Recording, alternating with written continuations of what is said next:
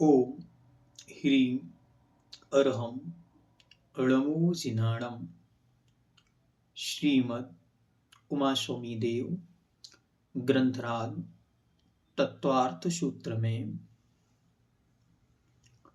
जीव तत्व की विवेचना कर रहे हैं। अब आचार्य महाराज बतलाते हैं कि जब कोई जीव अपना पुराना शरीर छोड़ता है और नए शरीर के प्रति गमन करता है तो वह किस प्रकार करता है, उस समय उसके पास क्या रहता है, ये सारी चीजें आचार्य महाराज अब आगे बतलाएंगे। आइए देखते हैं सूत्र नंबर 25, विग्रह गति में योग। विग्रह गति क्या है? विग्रह मतलब होता है शरीर, और नया शरीर धारण करने के लिए जो गमन होता है मतलब जाया जाता है उसे बोलते हैं विग्रह गति।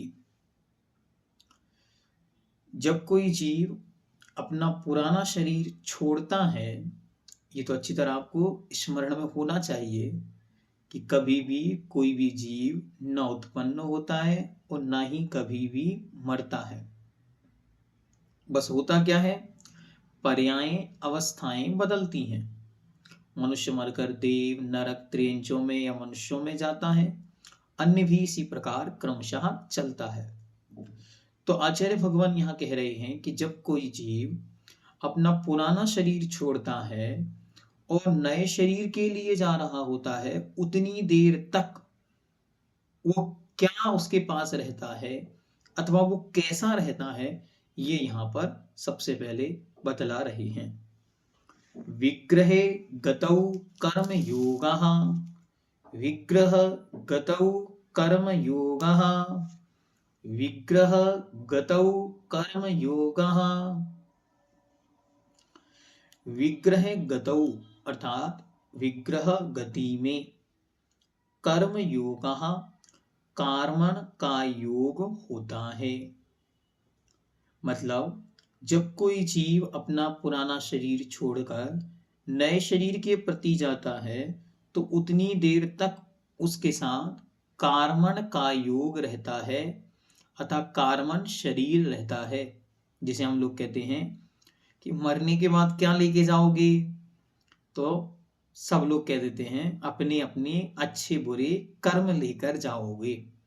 बस उसी का नाम है कर्मण शरीर, और उसके निमित्त से आत्म प्रदेशों में जो परिस्पंदन होता है उसे बोलते हैं कर्मण काय योग। तो विग्रह गति में कर्मण काय योग की सहायता से जीव एक गति से दूसरी गति में गमन करता है। विग्रह गति क्या है? तो विग्रह का अर्थ होता है शरीर, और नए शरीर को धारण करने के लिए जो गमन होता है उसे विग्रह गति कहते हैं। उस विग्रह गति में क्या होता है? उस विग्रह गति में भी जीव कर्म के बंधनों से मुक्त नहीं होता, बल्कि निरंतर नया कर्म बंध उसके चलता रहता है। इसीलिए उसको नाम दिया कर्मण काय योग। उस समय रहता क्या है? उस समय रहता है केवल कर्मों का पिंड, ठीक, उसे कहते हैं कर्मण काय योग। तो विग्रह गति में कर्मण का योग होता है।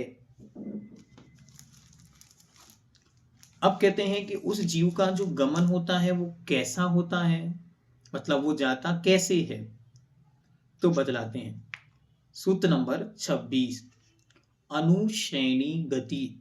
अनुश्रेणी गति, अनुश्रेणी गति अर्थात अनुश्रेणी, अनुश्रेणी मतलब होती है आकाश के प्रदेशों की पंक्ति, प्रदेशों की श्रेणी, पंक्ति के अनुसार गति मतलब गमन होता है। जीव और पुद्गल का गमन आकाश के प्रदेशों की श्रेणी पंक्ति के अनुसार होता है। ये आकाश की पंक्तियां कैसी होती हैं? तो जैसे आप लोगों ने देखा होगा एक लाइन खिंची हुई है, ये बहुत सारी लाइनें बनी हुई हैं एक कागज पर। जैसे ग्राफ पेपर होता है, तो ग्राफ पेपर में आप देखेंगे तो बहुत सारी लाइनें खिंची होती हैं जो हॉरिजेंटल और वर्टिकल दोनों प्रकार की होती हैं। ऐसे ही आकाश में के जो प्रदेश हैं उनकी पंक्तियां होती हैं जो हमें अपनी आंखों से दिखाई नहीं दे रही हैं, तो वे आकाश की पंक्तियां होती हैं। और जीव और पुद्गल का जो गमन होता है वो उसी आकाश की पंक्ति के अनुसार होता है। यदवा तदवा नहीं होता, मतलब जीव चाहे कि हम ऐसे घूमने चले जाएं तो ऐसे नहीं जाएगा। जो आकाश की पंक्ति है उसके अनुसार ही उस जीव का गमन एक स्थान से दूसरे स्थान, एक गति से दूसरी गति की ओर होता है।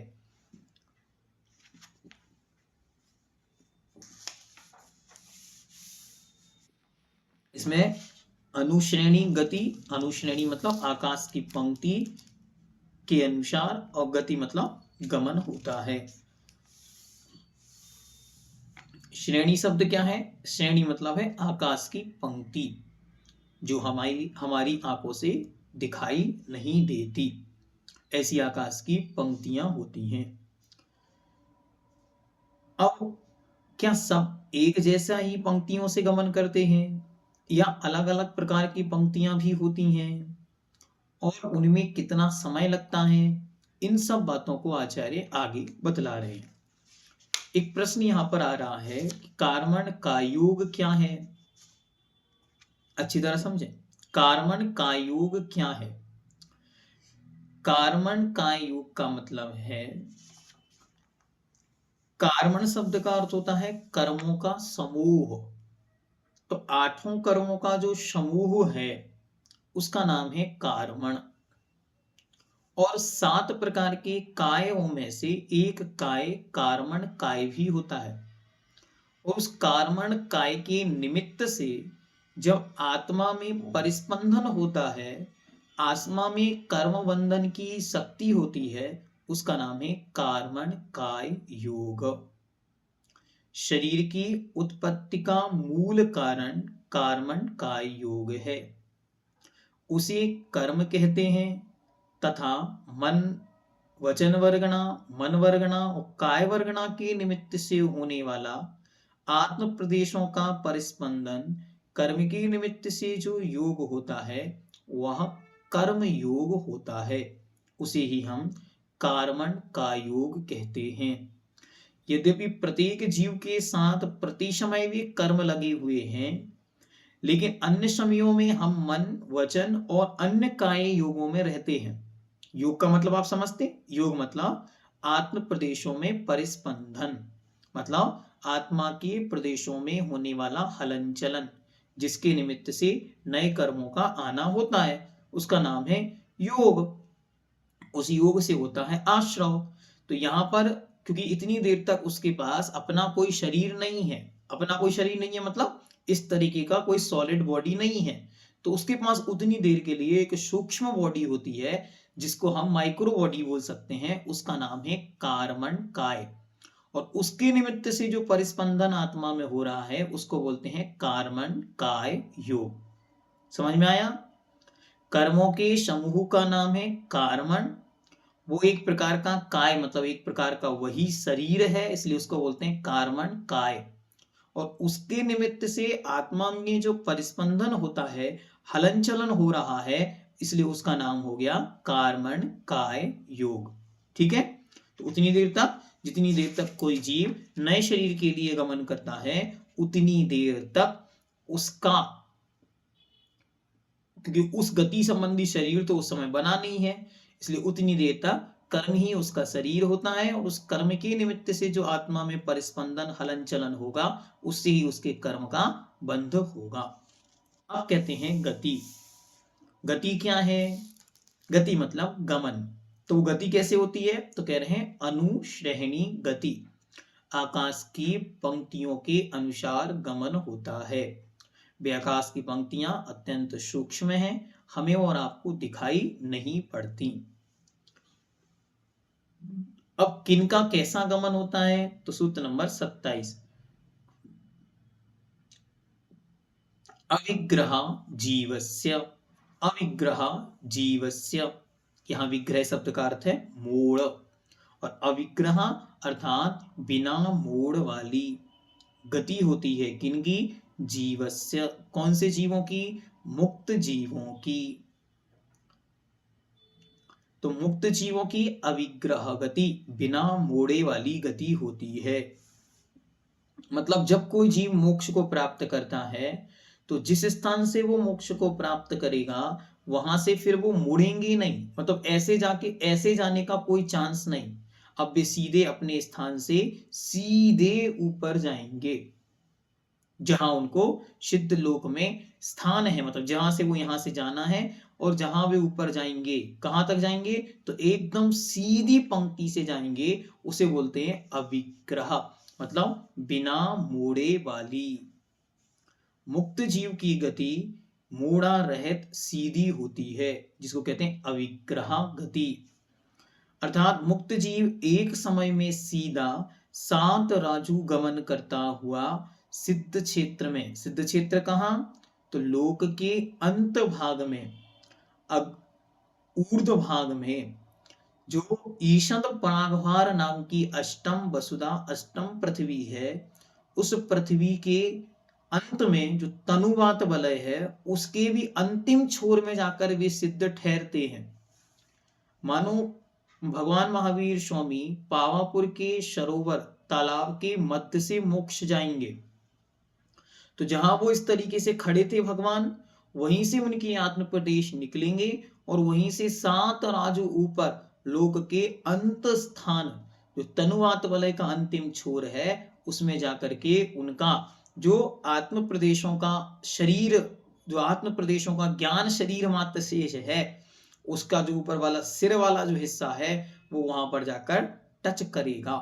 इसे बोलते हैं अविग्रह गति, बिना मोड़े वाली गति किनकी होती है? मुक्त जीवस्य, मुक्त जीव की होती है।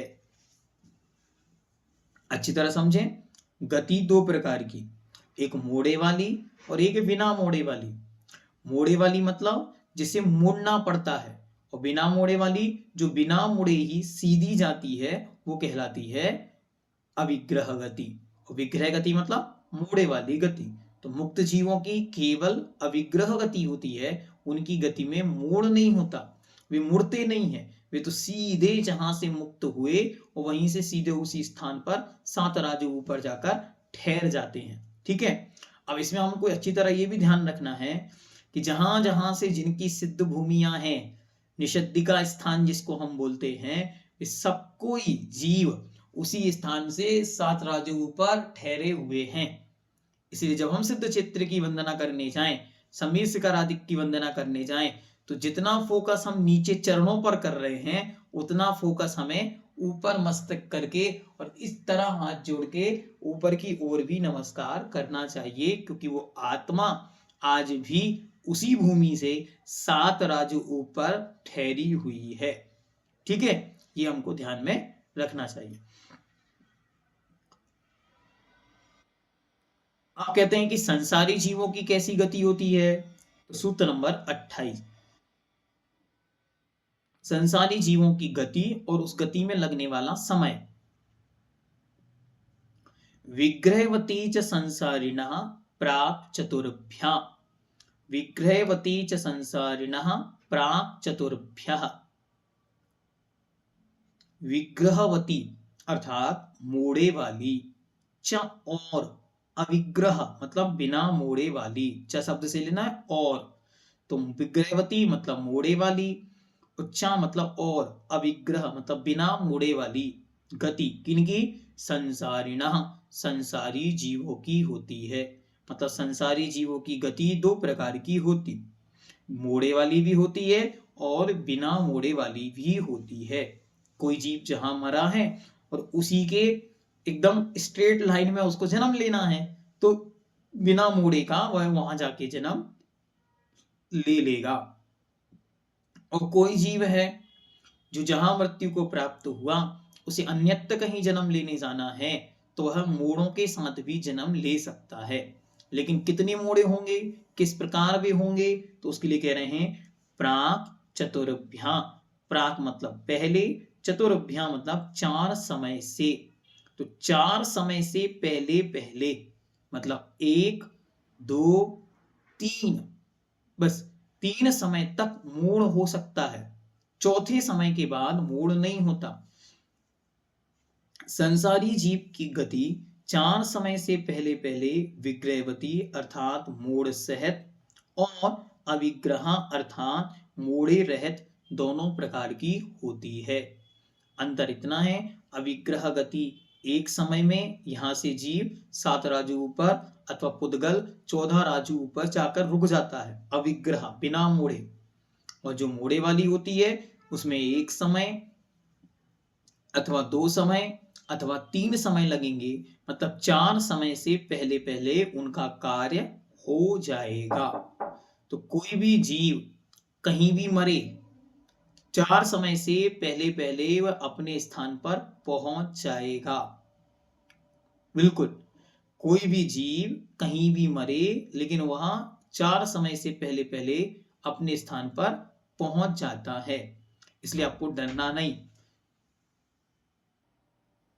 इसलिए हमको डरना नहीं, मतलब नियम से हम 4 समय के अंदर अंदर अगले स्थान पर पहुंच जाएंगे।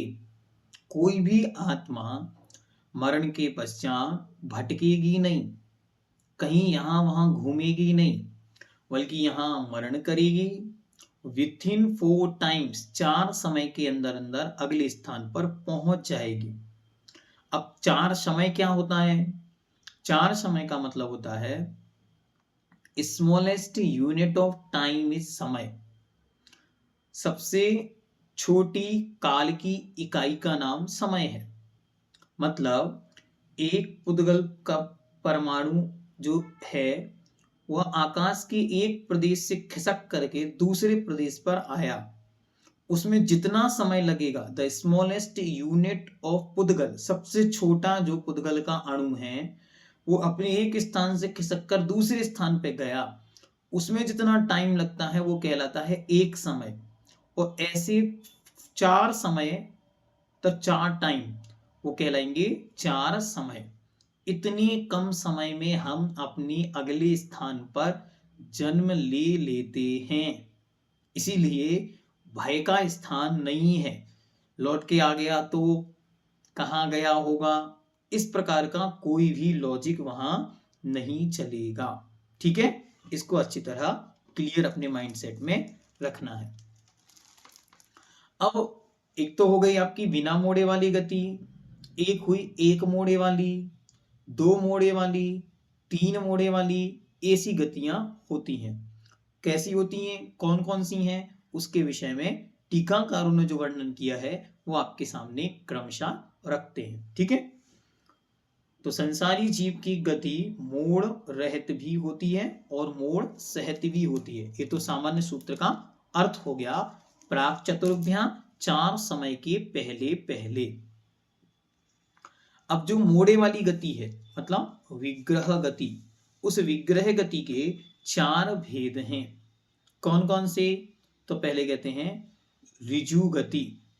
विग्रह गति के अर्थात एक शरीर को छोड़कर दूसरे के प्रति गमन करने वालों के 4 प्रकार से गमन होता। पहला गमन ऋजु गति, ऋजु भी शब्द है इसका नाम, और इसका नाम इशु भी है। इशु गति भी बोलते हैं और ऋजु गति भी बोलते हैं। ऋजु मतलब होता है सरल और इशु मतलब होता है तीर। तो जैसे एक स्थान से तीर छोड़ा जाए और वो अपने टारगेटेड पॉइंट पर जाकर लगता है, एकदम सीधा, उसमें मोड़ नहीं होता, वैसे ही मोड़े से रहित जो गति होती है उसका नाम है ऋजु गति, जिसे हम अविग्रह गति भी कहते हैं। और वो एक स्थान से दूसरे स्थान तक जाने में उसको केवल एक समय का टाइम जो है, स्मॉलेस्ट यूनिट ऑफ टाइम, वो उसमें लगता है। दूसरी गति है उसका नाम है पाणी मुक्ता गति। पाणी मुक्ता गति, पाणी मतलब क्या होता है? पानी नहीं, पाणी, पाणी मतलब हाथ। ये पाणी मुक्ता मतलब पानी मतलब हाथ से कोई भी चीज, मुक्ता मतलब गिरे, तो जब कोई भी चीज इस हाथ से नीचे गिरे तो क्या होगा, यहां से ऐसा और यहां से ऐसा, ये एक मोड़ा उसमें आएगा। तो जो एक मोड़े वाली गति है उसको बोलेंगे पाणी मुक्ता गति। ठीक, पाणी मुक्ता, ये यहां से एक मोड़ा आकर नीचे वो चीज गिर गई। जिस गति में एक मोड़ा लेना पड़ता है उसे पाणी मुक्ता गति कहते हैं। इसमें दो समय लगते हैं, एक समय यहां से यहां तक का और एक समय यहां से अपने स्थान पे पहुंचने तक का। ठीक, ऐसे दो समय लगते हैं। जैसे पानी मतलब हाथ में भरा पानी अथवा कोई भी वस्तु नीचे गिरता है तब वह एक मोड़ा लेकर जमीन में बहता है। तो जो उसने एक मोड़ा यहां पर लिया इसे बोलते हैं पानी मुक्ता गति। ठीक है। तीसरी तीसरी है लांगलिका गति।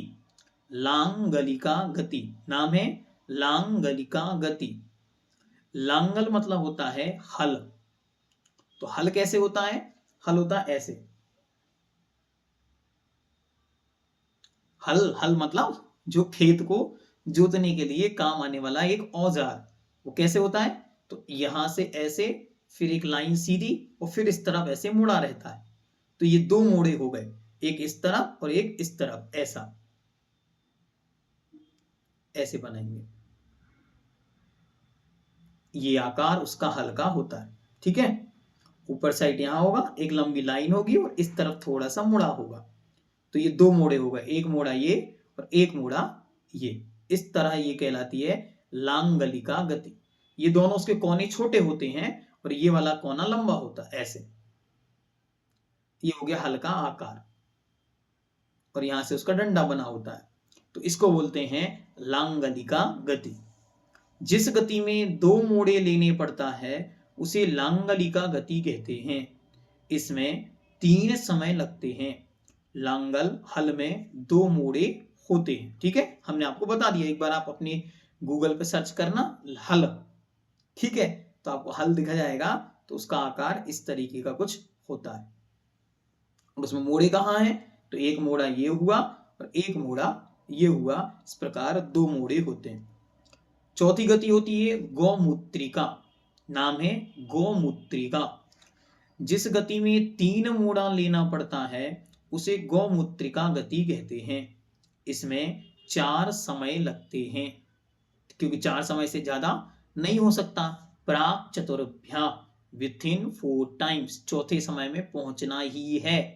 तो इसमें 4 समय लगते हैं। गौमूत्र जैसा टेढ़ा मेढ़ा बहता है उसी तरह यह गति 3 मोड़े वाली होती है। कहते हैं जब कोई जीव निष्कुट क्षेत्र से मरण करे और निष्कुट क्षेत्र में ही जन्म ले तो उसके लिए ये वाली गौमूत्रिका गति की आवश्यकता पड़ती है। अब कोई प्रश्न पूछेगा कि निष्कुट क्षेत्र क्या होता है, तो अच्छी तरह याद रखें कि जो लोक होता है, लोक का डायग्राम आप लोगों ने देखा, 3 लोक का डायग्राम, उस डायग्राम में बीच वाली जो लाइन है उस बीच वाली लाइन का नाम है त्रसनाली। और उस त्रसनाली के साइड वाला जो एरिया बचेगा ऊपर और नीचे, इसको बोलते हैं निष्कुट क्षेत्र। अच्छी तरह ध्यान दें, ये नीचे का अधोलोक हुआ, ये ऊपर ऊर्ध्वलोक हुआ। ये आपका 3 लोक बन गया, दिखाई दे रहा है, ये दोनों हाथों के बीच में देखो लोक का आकार। ठीक है, तो इसमें जो बीच वाली जो लाइन जा रही है इसका नाम तो क्या है, इसका नाम है त्रसनाली। और इसके बाहर का जो एरिया है, यहां का एरिया, यहां का एरिया, यहां का एरिया और यहां का एरिया, इसका नाम है निष्कुट क्षेत्र। अब कोई जीव यहां मरण को प्राप्त हुआ इस निष्कुट क्षेत्र में और उसका जन्म होना है यहां अथवा यहां, तो क्या होगा, क्योंकि यहां से डायरेक्ट कोई रास्ता है नहीं ऊपर जाने का, तो वो जीव यहां से पहले आएगा बीच में त्रसनाली की तरफ, तो यहां से यहां तक, फिर वो यहां से पूरा ऊपर तक जाएगा जहां उसको जाना है वहां तक, क्योंकि उसका जन्म होना है यहां अंदर, तो फिर वो यहां से मुड़कर अंदर जाएगा और जहां उसको जन्म लेना वहां चला जाएगा। इस तरीके से उसे 3 मोड़ आवश्यक लग जाते हैं उसकी स्थिति के अनुसार। तो ये स्थिति पर डिपेंड करता है कि कौन सा जीव कहाँ मरा है और कहाँ उत्पन्न हो रहा है, उसके अनुसार मोड़े होते हैं। मतलब कोई जीव यहां मरण को प्राप्त हो और उसी घर के ऊपर उसको जन्म लेना हो, तो वो बिना मोड़े के एक बार में ही यहां से वहां पहुंच जाता है। तो ये डिपेंड करता है कहाँ जीव मरा और कहाँ उसको नए स्थान पर उत्पन्न होना है, उसके अनुसार उसके मोड़े और उसमें लगने वाले समय होते हैं।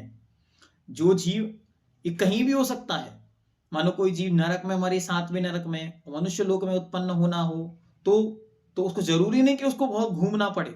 डायरेक्ट वहां से अगर सीधी पटरी यहां आती होगी तो सीधा वो यहां आके उत्पन्न हो सकता है, अथवा वहां से सीधा ऊपर तक आएगा और ऊपर जहां वो माँ उसकी स्थित होगी, जिसके गर्भ में उसको जाना है, तो वहां सीधा एक मोड़ा लेगा और उस गर्भ में जाके उत्पन्न हो जाता है।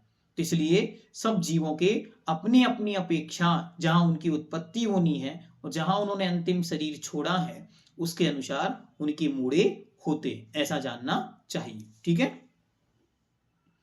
अब कहते किन की कितना समय लगता है, तो पहले तो कह दिया प्राक चतुर्भ्य, मतलब 4 समय तक या 4 समय के पहले पहले तक जीव को पहुंच जाना है, इससे ज्यादा समय नहीं लगते। ये उन्होंने मर्यादा बना दी। ये प्राक शब्द है, पहले जो है वह मर्यादा के अर्थ में है कि भाई 4 समय से ज्यादा कोई भी जीव नहीं रहेगा। इससे अच्छी बात ये क्लियर हो गई कि अब आपको डरना नहीं कि 3 दिन तक वो घर में घूमती रहेगी आत्मा, अथवा 13 दिन तक शमशान में घूमती रहेगी, 1 महीने तक मोहल्ले में घूमती रहेगी, अथवा कोई मरण को प्राप्त हो जाए तो फिर आपको रातों की नींद चली जाए आपकी कि अरे ये क्या हो गया, अब कुछ भी हो सकता है, कभी भी वो लौट के आ सकता है। नहीं, ऐसा कुछ भी नहीं होगा। वो जीव मरण को प्राप्त हुआ है और वो अगले स्थान की ओर गमन कर गया है, तो विथिन 4 टाइम्स, चौथे समय में वो नियम से अपने स्थान पर पहुंच जाएगा। ठीक है। आगे अब समय कितना, तो सूत्र नंबर 29, अविग्रह गति का समय, बिना मोड़े वाली जो गति होती है उसमें कितना समय लगता है, तो कहते हैं एक समया विग्रह। एक समया विग्रह अर्थात एक समय लगता है अविग्रह। अविग्रह अर्थात बिना मोड़े वाली गति। बिना मोड़े वाली गति, मोड़ रहित गति में एक समय मात्र की होती है। मतलब बिना मोड़े वाली गति एक समय में कंप्लीट हो जाती है। और बाकी की में क्या अवस्था होती है, तो कहते हैं विग्रह गति में आहारक और अनाहारक की अवस्था और व्यवस्था। आहारक अनाहारक क्या होता है, इसको पहले अच्छी तरह एक बार देखें। कोई भी जीव जब पुराना शरीर छोड़ता है और नया शरीर ग्रहण करता है, तो उसने जैसे ही पुराना शरीर छोड़ा, उसके बाद उसे नया शरीर बनाने के लिए जिन जिन चीजों की आवश्यकता लगती है उसे कहते हैं आहार। यहां आहार का मतलब भोजन नहीं है, यहां आहार का मतलब है अपनी बॉडी को डेवलप्ड करने के लिए चाहिए जो उसको वर्गनाएं, जो उसको एनर्जी, जो उसे सब्सटेंस, इन्वायरमेंट में से जो सामग्री चाहिए होती है, उसके लिए कहते हैं आहार। तो कितनी देर तक तो वो बिना सामग्री के रह सकता है और कब उसे सामग्री की आवश्यकता पड़ती है, ये डिसाइड होता है उसके मोड़े के अनुसार। जैसे तो कहते हैं एकम द्वौ त्रीन वानाहारकः। एकम द्वौ त्रीन वानाहारकः। एकम मतलब एक, द्वौ मतलब दो, त्रीन मतलब 3, वा मतलब और अथवा, एक अथवा 2 अथवा 3 समय तक जीव अनाहारक रह सकता है। कैसे, तो जिन जीवों ने यहां से मरण किया और ऊपर ही उत्पन्न होना है, जिनकी कोई मोड़ा नहीं है, उनको अनाहारक अवस्था नहीं आएगी। मतलब वे यहां अपना पुराना शरीर छोड़ेंगे और तुरंत ही नए शरीर के योग्य वर्गनाओं को ग्रहण करने लगेंगे। पहले अच्छी तरह क्लियर करें, आहारक मतलब अपने शरीर के निर्माण के लिए आवश्यक सामग्री का ग्रहण करना इन्वायरमेंट में से। तो क्या होगा, जैसे ही वो यहां मरेगा तुरंत ही अपनी योग्य वर्गनाओं को ग्रहण करने लगेगा, अपने शरीर को बनाने। तो उसके अनाहारक अवस्था आएगी नहीं, वो आहारक का आहारक ही बना रहेगा। यहां छूटा, वो तुरंत ही अपनी व्यवस्था बनाने लगा। लेकिन इसके अलावा जितने जीव हैं, मानो यहां से उसने मोड़ लिया एक, तो एक समय, तो उसको एक मोड़ लेना है, तो एक समय यहां तक तो वो अनाहारक रहेगा। इसके बाद तुरंत उसे आहार की जरूरत पड़ेगी, क्योंकि अगले समय उसे उत्पन्न होना है। तो ऐसे ही एक समय अथवा दो समय और अथवा तीन समय, इससे ज्यादा अधिक कोई भी जीव अनाहारक नहीं रहता, वो नियम से आहारक हो जाता है। आहारक किसे कहते हैं, फिर से देखें। औदारिक, वैक्रिक और आहारक शरीर तथा 6 पर्याप्तियों के योग्य पुद्गल को ग्रहण करना, इसका नाम है आहारक। इसको कहते हैं आहार, इसको ग्रहण करने वाले को कहते हैं आहारक। अनाहारक, जब तक जीव आहार को ग्रहण नहीं करता तब तक वह अनाहारक कहलाता है। संसारी जीव अविग्रह गति में आहारक ही रहता है, जो हमने आपको बताया, क्योंकि वो यहां से मरेगा और ऊपर उसको उत्पन्न होना है, तो सीधा वो यहां से ही अपनी योग्य वर्गनाओं को ग्रहण करते हुए वहां जाएगा। क्योंकि एक समय वाली ऋजुगति में जीव आहार ग्रहण करता हुआ ही जाता है। जैसे अग्नि से तपावान लक्ष्य प्रदेश पर पहुंचने तक वर्षा का जल ग्रहण करता हुआ जाता है, किंतु 1, 2, 3 मोड़ वाली गतियों में क्रमशः 1, 2 और 3 समय तक अनाहारक रहता है।